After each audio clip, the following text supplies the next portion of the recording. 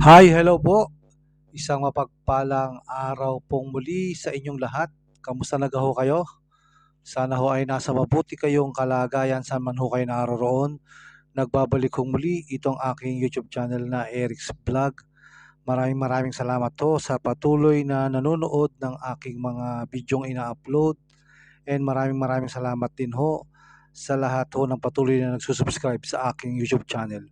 At ngayong araw ho na ito ay pag-usapan ho natin ito ho nga nangyari sa airport ho ng John F. Kennedy International Airport na kung saan ho ay may naganap ho na hiwaga o misteryosong pangyayari ho dyan at kalat na kalat na ho sa social media.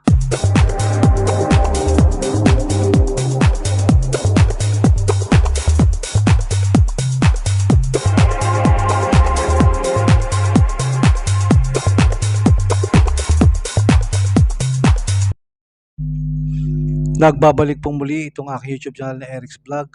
So yun na nga ho, meron hong naganap sa John F. Kennedy International Airport na isang misteryosong pangyayari na kalat na ho sa social media at marami ho ang nahihiwagaan dito sapagkat meron hong isang babaeng dumating ho na nanggaling ho sa flight mula sa bansang Tokyo, Japan at siya ho ay lumapag sa JFK International Airport.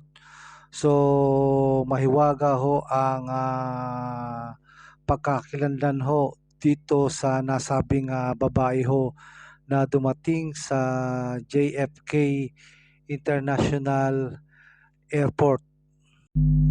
Ayon ho kasi sa report, ito ho nga pasaporte na hawak-hawak ho nito hong misteryoso hong babae na dumating sa JFK International Airport ay ang inisyu daw ho sa kanyang pasaporte ay galing ho sa ibang bansa na hindi naman ho nag-exist sa mundo o dito ho sa ating daigdig. Ang nasabi hong bansa na tinutukoy ho doon sa report ay yun daw hong lugar ng Torensa. At nung chinek ho ito sa database ng immigration officer dun ho sa JFK International Airport ay wala naman hong official record na tumutukoy ho sa bansang Torensa kaya napakahiwaga ho ng pangyayaring ito sapagkat ni isang salita ho na Torensa ay wala hong matatagpuan sa atin hong kasalukuyang daigdig na ginagalawan o dito ho sa mundo.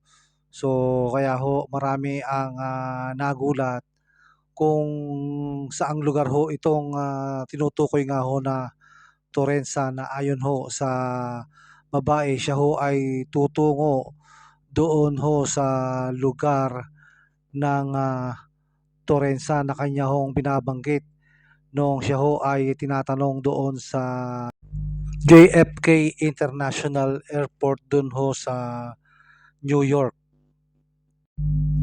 Pati ho itong presidente ng Amerika na si Donald Trump ay nahihiwagaan din ho dito sa pangyayari ho na i-report sa kanya. Ito nga ho misteryosong babae na lumapag ho sa JFK International Airport na ang sabi nga ho ay tutungo ito sa lugar ng Torensa.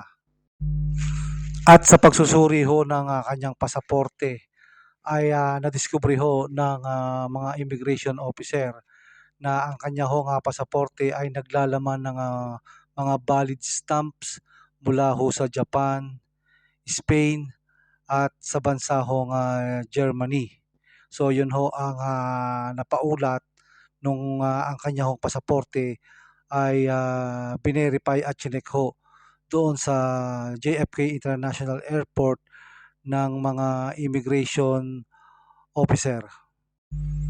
So yun ho, napakahiwaga ho ng pangyayaring naganap ho dyan sa JFK International Airport na ang sabi nga ho sa ulat ay saan nga ho ba talaga nanggaling ang itong babae na ito na tila ba galing sa ibang dimension ng mundo at biglang napadpad ho dito sa ating mundo.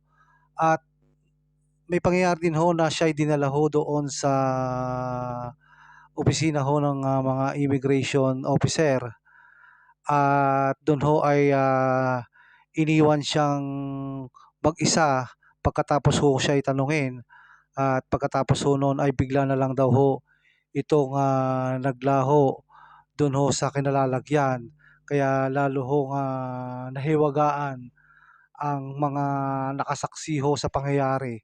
So yun ho, naging malaking palaisipan ho itong misteryoso hong babae na lumapag sa JFK International Airport na hindi ho matukoy o mahanap sa ating daigdig ho ang bansa ho na gusto niyang puntahan, ang lugar nga ho na aking binanggit, ang lugar ho na Torensa.